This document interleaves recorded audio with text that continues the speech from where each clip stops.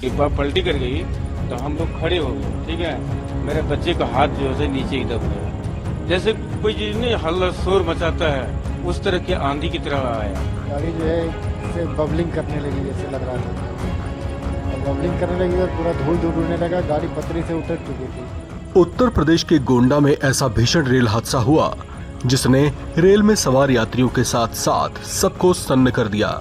चंडीगढ़ से रवाना हुई डिब्रूगढ़ एक्सप्रेस गोंडा के मानकपुर के पास हादसे का शिकार हो गई। ट्रेन की 14 बोगियां पटरी से उतर गईं। इस घटना में रेल में सवार बहुत से यात्रियों को चोटें आई हैं, जिनको अस्पतालों में भर्ती करवाया गया है। घायलों की संख्या 60 से ज्यादा बताई जा रही है, जबकि 2 लोगों की इसमें मौत भी हो गई। ये पता नहीं चला हमको कैसे घटना होगी। मेरे बच्चे को जो फ्रैक्चर हो गई ना, जब गाड़ी पलटी कर गई, डिब्बा पलटी कर गई तो हम लोग खड़े हो गए, ठीक है।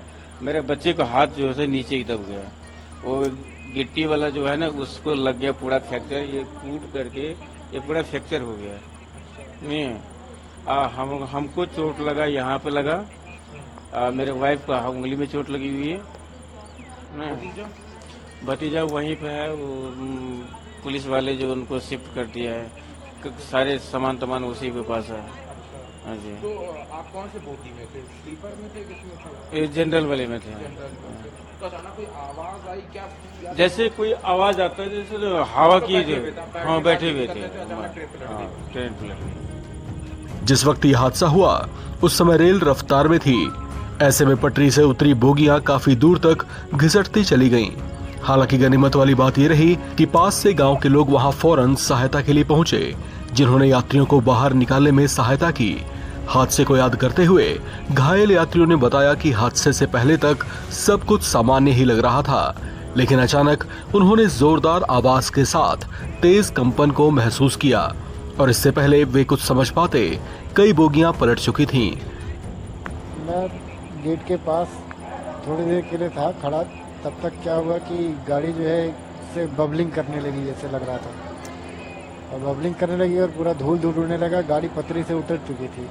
उसके लगभग 10 से 15 सेकंड के बाद हम लोगों वाली बोगी पूरी पलट गई,